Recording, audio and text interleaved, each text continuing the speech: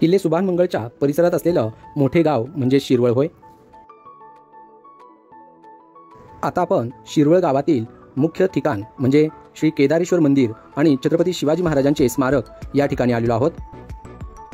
शिरवळ हे एक इतिहास प्रसिद्ध गाव आहे.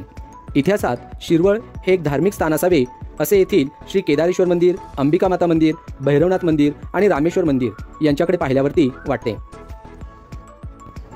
इसवी सन 1396 ते 1408 या कालावधीत शिरवळ परिसरात दुष्काळ पडला होता अशी नोंद आढळते. श्री केदारेश्वराचे दर्शन घेऊन आपण आता श्री अंबिका माता मंदिरामध्ये चाललेलो आहोत.